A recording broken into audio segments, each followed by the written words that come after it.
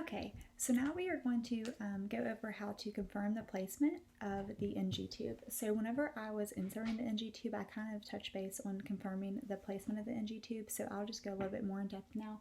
So to confirm the placement of the NG tube, whenever we inserted it before, remember I said that we were going to pretend that it said 16 on here, so you just want to go back, make sure that like at least an hour has passed since you've done medications or been in the room with the patient, anything like that. You just want enough time that it's reasonable to check on it. But one way to check is to make sure that that marker or whatever it is that the placement marker that you put on there is still there, or the length that it was supposed to be. So since we said it was 16, we should be able to see the number down here still is 16.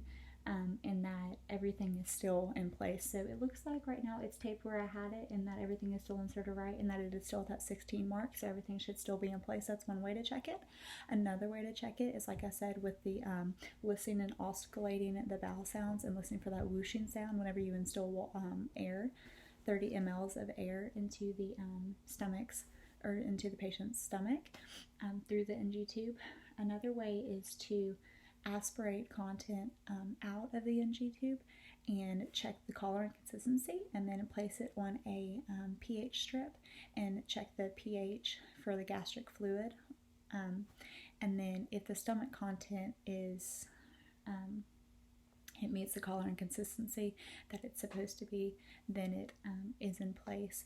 And you're going to want to do that to make sure that it is actually in place. Just to make sure that the patient, once again, doesn't have any accidents with medications or food or anything going elsewhere in the patient's body. You want to make sure that it's going to the appropriate place. So in order to check that pH strip, you just want to place a drop of, you would pull it up with a syringe, and then it's just like a little strip, and you just put a little drop on it, and then it would have